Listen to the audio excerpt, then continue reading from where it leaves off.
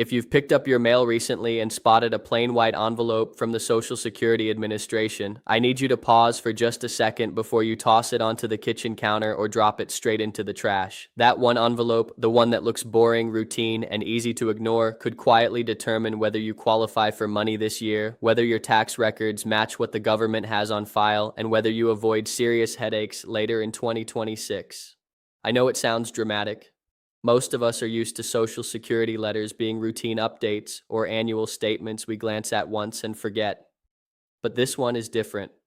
Right now, there are major conversations happening in Washington about new payments, tighter verification rules, and cross-checking federal records in ways we haven't seen before. At the same time, benefit adjustments, income limits, and state assistance windows are shifting, some of them closing in just weeks. And here's the uncomfortable truth. If you don't have that document in your hands when you need it, you could find yourself scrambling to fix something that was completely avoidable. In the next few minutes, we are going to walk you through exactly why that envelope matters more than you think, what it connects to, and how it could protect you this year. We'll break down what that Social Security mailing actually is, why it's especially important in 2026, and how it ties into everything from potential rebate checks to Medicare premiums and income verification. By the end of this, you will know exactly what to look for, what to keep, and what steps, if any, you should take next. Let's start with the document itself, because this is where everything connects. The envelope many of you just received contains your SSA-1099. If you receive Social Security retirement or SSDI benefits, this is the annual statement showing exactly how much you were paid last year. If you are on SSI only, you won't receive one. But for everyone else, this form is the official record of your total Social Security income for 2025. It may not look like much. It's just a single tax document with a few boxes and numbers, but those numbers are now one of the most important financial reference points you have for 2026. Here's why. Even if you have never filed a tax return before, even if your income has always been low enough that filing wasn't required, this document still matters. The SSA 1099 is proof. It's proof of what you received, proof of what the government believes you received, and proof that your income matches federal records. And in a year where verification and cross-checking are increasing, having your own copy in a safe place is not optional. It's protection. Some of you may be thinking, I don't file taxes. I live only on Social Security. Why should I care? Under normal circumstances, that would be a fair question. In most years, if your Social Security is your only income and you fall below filing thresholds, you can safely tuck that form away and forget about it. But 2026 is not shaping up to be a normal year. Right now, lawmakers are working on what is being referred to as a second reconciliation package. Some are calling it something like OBB 2.0. It follows last year's major tax legislation. And during multiple interviews over the past few months, the president has publicly discussed the possibility of sending out dividend-style payments, with one figure mentioned repeatedly, $2,000. Now, let me be very clear. This is not law. It has not passed. There is no check scheduled as of today, but it has been discussed enough times in enough official settings that we cannot ignore it. Here's where your SSA 1099 becomes critical. If Congress does approve a dividend or rebate program, there is strong speculation that eligibility may be tied to filing a federal tax return, even for people who normally do not file. Why? Because a filed return is one of the easiest ways for the government to verify identity, citizenship, and income all at once. We saw something similar during previous stimulus rounds when many seniors who had never filed taxes were suddenly required to submit simplified returns in order to receive payments. If that happens again, you will need your SSA 1099 to report your income accurately. Without it, you would be guessing. And guessing on a tax return is not something you want to do. If you underreport, it can delay processing.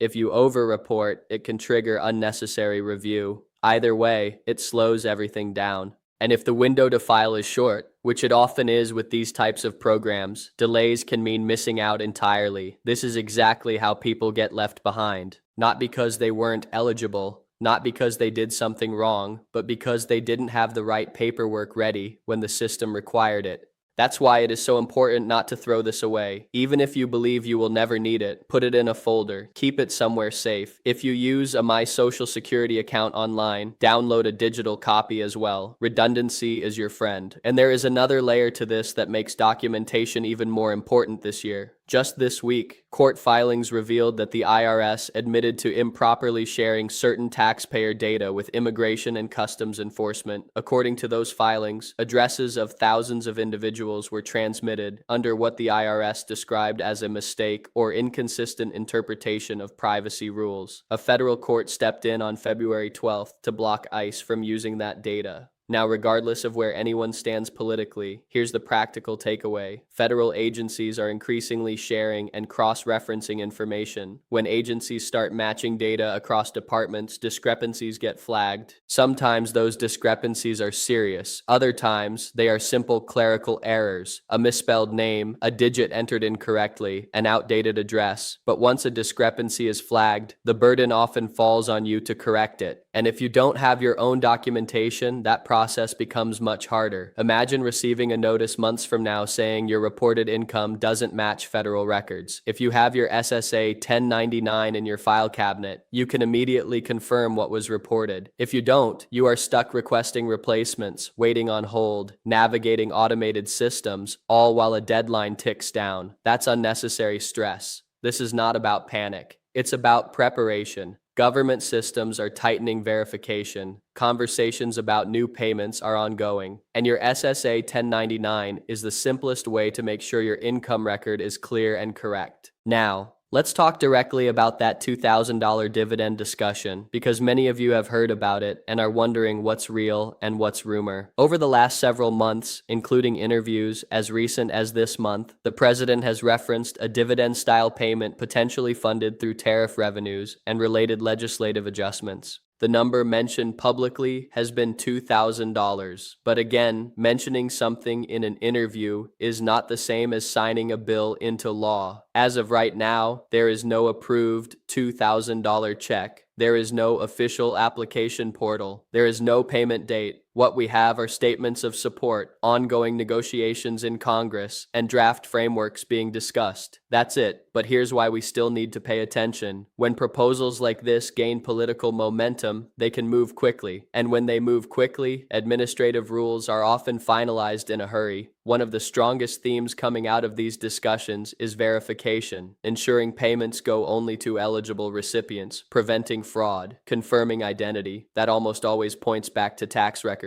A filed return creates a clean, centralized record. It shows your Social Security income. It shows any additional income. It verifies your address and bank information. From an administrative standpoint, it is efficient. So if you have never filed before, 2026 could be the year you are asked to. Not because you suddenly owe taxes, but because filing becomes the gateway to receiving something. And if that scenario unfolds, the seniors who kept their documentation organized will move through the process smoothly. The ones who tossed paperwork aside may find themselves scrambling. Let's be clear one more time. Nothing has passed yet. There is no guarantee of a $2,000 payment. But preparation costs you nothing. Keeping a piece of paper in a safe place costs you nothing. And being ready, if legislation does pass, could make the difference between receiving funds quickly or getting caught in delays. Next, we need to talk about money that is already affecting you right now, your 2026 COLA increase, and why so many people feel like it disappeared before they ever saw it. This next part explains why your February deposit might look smaller than you expected. Now, let's talk about the money that is already real, the money that should already be sitting in your bank account, and why so many of you are telling me it doesn't feel like a raise at all. At the beginning of January, the 2.8% cost of living adjustment or COLA officially took effect. For the average retired worker, that translated to roughly $56 more per month. On paper, that sounds like progress. Any increase matters when you are on a fixed income. But here's what happened next, and this is the part that caught many people off guard. The standard Medicare Part B premium jumped again this year. It increased to $229.90 per month. For most beneficiaries, that premium is automatically deducted from your Social Security check before it ever reaches your bank account. So, while you technically received a COLA increase, a large portion of it was absorbed immediately by higher Medicare costs. In practical terms, many people saw their raise shrink down to something much smaller, sometimes just a few dollars in net improvement. And when groceries, utilities, and insurance premiums are all climbing at the same time, a few dollars doesn't stretch very far. If your February deposit looked disappointing, that is likely why. It is not that Social Security forgot your COLA. It is that Medicare took its share first, and this is where a lot of people stop the conversation. They assume there is nothing they can do about it, but that's not entirely true. If your income is limited, there is a program that could effectively put that entire Part B premium back into your pocket. It is called a Medicare Savings Program, or MSP. These programs are run through your state's Medicaid office, and if you qualify based on income and asset limits, the state will pay your Medicare Part B premium for you. That means instead of losing $229.90 every month, that amount stays in your Social Security check. Over the course of a year, that is more than $2,700 in relief. Think about that for a moment. Many people are searching for side jobs, cutting medications in half, or skipping heating days to save money, while this program sits unused simply because they didn't know they qualified. Income limits vary by state, and some states have expanded eligibility more than others, but the only way to know for sure is to apply. The paperwork can feel intimidating, yes, but compared to permanently losing hundreds of dollars a year, it is worth the effort. And while we are right here in the middle of this conversation, if you know someone who has been frustrated about their Social Security raise disappearing, please share this information with them. So many people don't realize the Medicare premium is the reason, and they don't realize there may be a way to offset it. A quick conversation could make a real difference for someone living paycheck to paycheck. Now, let's shift to another number you absolutely need to know in 2026, especially if you are receiving SSDI and considering part-time work. The new substantial gainful activity limit, often shortened to SGA, is $1,290 per month for non-blind individuals. If you are legally blind, that limit is significantly higher at $2,830 per month. In plain English, SGA is the earnings threshold the Social Security Administration uses to determine whether someone on disability is working too much to continue receiving benefits. Under the new 2026 limit, if you earn under $1,290 per month from work, you generally remain within the allowable range and do not automatically jeopardize your SSDI benefits. That is important because many people assume they cannot work at all once they are on disability. That is not accurate. The system allows for limited work, and in an environment where prices are rising, that flexibility can provide breathing room. But here's where you have to be careful. This limit applies specifically to SSDI, not to retirement benefits in the same way, and it doesn't mean you can consistently exceed the limit without review. Social Security tracks earnings. If your income crosses that threshold, it can trigger evaluation periods and potential benefit adjustments. So if you are considering part-time work, track your income carefully. Keep records. Understand how close you are to the line each month. This one number, 1,290, could mean the difference between safely supplementing your income and unintentionally creating a problem. For some of you, even an extra few hundred a month from part-time work could offset rising grocery bills or utility costs. For others, it may not be worth the administrative risk. The key is informed decision-making. Now, here is why all of this connects back to that envelope we started with. Your SSA-1099 reflects your total Social Security benefits paid last year. If you are working part-time while on SSDI, your wage records are tracked separately, but everything ultimately feeds into your federal income record. If verification rules tighten, if rebate programs require filed returns, or if cross-checking increases, having a clear record of both your benefits and your earnings becomes essential. We are in a year where multiple moving parts are overlapping. COLA increases, Medicare premium jumps, potential legislative payments, income thresholds shifting, state assistance deadlines approaching. It can feel like too much at once, but when you break it down into individual pieces, keep your documents, know your income limits, explore premium assistance, it becomes manageable. Next, let's talk about something that feels very real right now for a lot of households: heating bills. February is not just another winter month. For many states, it is the point where energy assistance funding starts running low, and once it is gone, it is gone. This is about LIHEAP, the Low Income Home Energy Assistance Program. This is not a loan. It is not something you pay back. It is a grant program designed specifically to help low-income households, seniors, and people with disabilities keep their heat on during the coldest months of the year. Every single year, we see the same pattern. Funding opens, applications trickle in, then suddenly there is a surge, usually after utility bills spike, and states start announcing deadlines. Some close because the calendar says so. Others close because the money runs out, and the people who waited just a little too long are left paying full price. Depending on your state, LIHEAP grants can range anywhere from $200 to $1,000 or more. That is not small change. For some households, that is the difference between staying current and falling into arrears. In Pennsylvania, for example, the current application window closes in early April. In Kansas, the deadline is March 31st. Oklahoma recently opened its online portal to reduce long phone wait times. But once allocated funds are distributed, that portal can shut down quickly. If you are struggling with a heating bill right now, or even if you are just barely keeping up, apply before you receive a shut-off notice. Too many people think they need to be in crisis before they qualify. That is not always true. Eligibility is based on income and household size, and in many states, Social Security income counts, but the thresholds are more generous than people assume. And here is something important. Even if you were denied in a previous year, apply again. Income guidelines change, funding levels change, your circumstances may have changed. The worst that can happen is they say no. The best that can happen is you receive a grant that frees up money for groceries or medications. Now, while we are talking about money that doesn't have to be repaid, we also need to touch on something affecting our veterans. A rule change that went into effect on February 9th, 2026 regarding VA apportionments. If you are unfamiliar with that term, an apportionment is when a portion of a veteran's VA disability compensation is sent directly to a spouse, ex-spouse, or dependent child, typically in situations where there is financial separation or family dispute.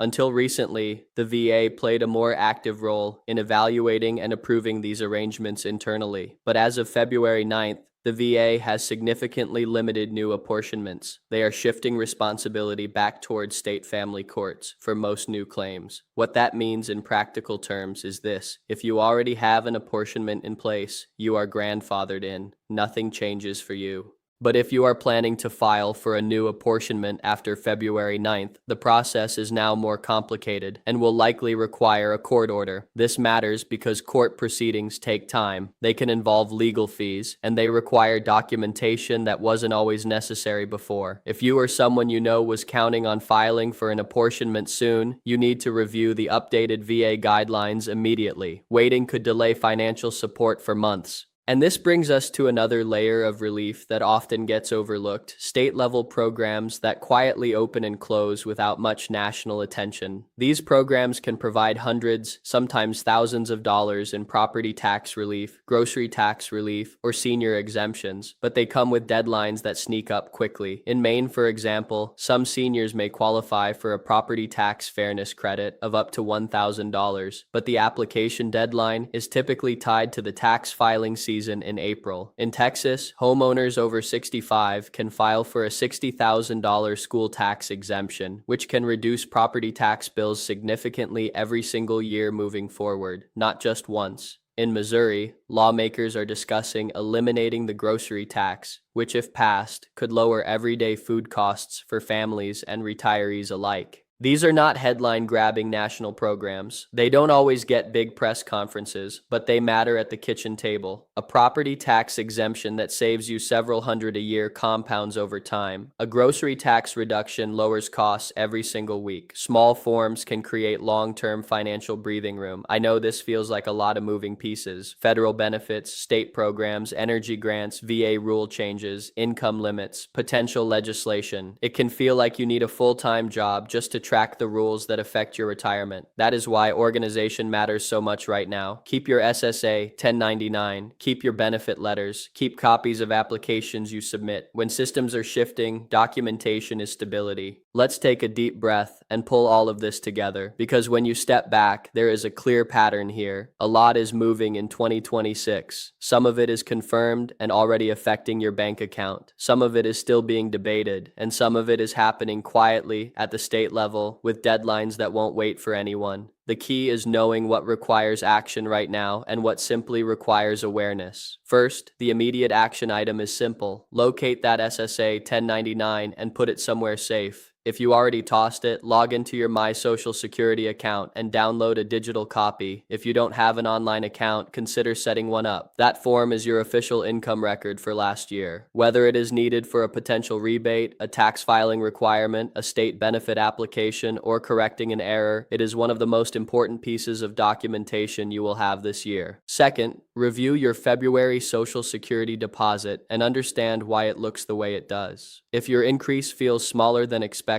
remember that the Medicare Part B premium likely absorbed much of your COLA. Then ask yourself one practical question. Have I checked whether I qualify for a Medicare savings program? That single application could restore hundreds or even thousands of dollars annually. You won't know unless you apply. Third, if you are on SSDI and considering part-time work, write down the new SGA limit, $1,290 per month, or $2,380 if you are blind. Track your earnings carefully. Don't guess, don't assume. A simple notebook or spreadsheet can protect your benefits from accidental overages. Fourth, if your heating bill is causing stress, apply for LIHEAP immediately. Don't wait for a shutoff notice. Funding closes fast. Even if you have been denied before, try again. Energy assistance is one of the most underused lifelines available to seniors and low-income households. Fifth, veterans and their families need to pay close attention to the new VA apportionment rules. If you are planning to file a new claim after February 9th, understand that the process now likely requires a state court order. That changes the timeline dramatically. And finally, look at what your state offers. Property tax relief, senior exemptions, grocery tax adjustments, utility credits. These programs don't always make national news, but they can have long-term financial impact. A property tax exemption approved this year may reduce your bill every single year moving forward. That is cumulative relief.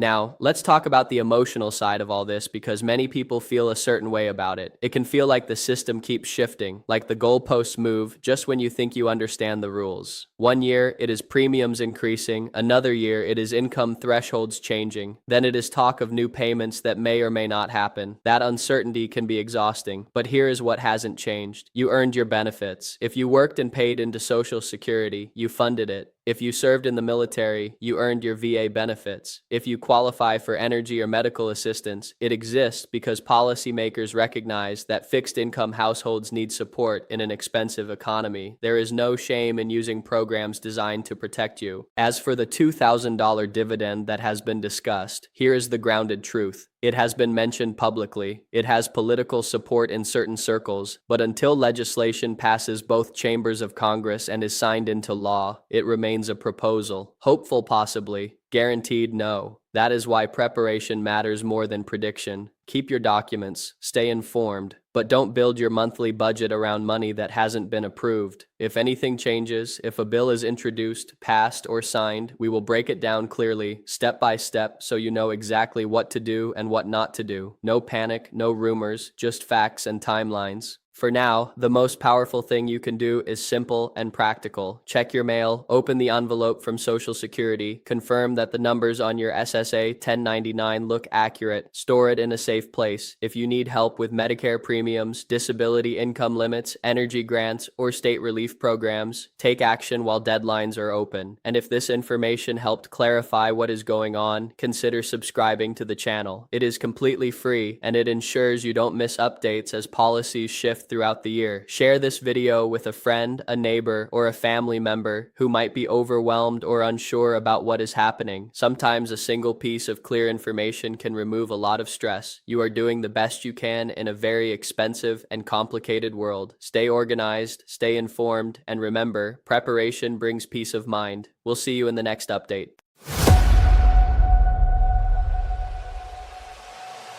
Yeah, grind mode on, can't kill my drive. Turn the pressure up, I come alive. Grind mode on, I don't fold, I don't quit. Hunger in my chest, every beat I commit. Eyes on the prize, no sleep till it's won. World in my hands when the grind mode's on.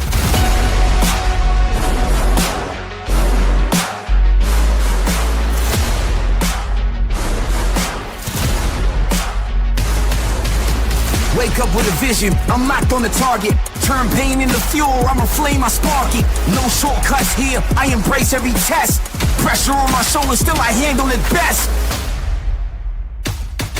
I was made for the climb, every loss, every scar built me into steel, now I shine like a star. If the road gets rough, I just double my speed. Ambition on 10, I was born to lead. Grind mode on, I don't fold, I don't quit. Hunger in my chest, every beat I commit. Eyes on the prize, no sleep till it's won. World in my hands when the grind mode's on.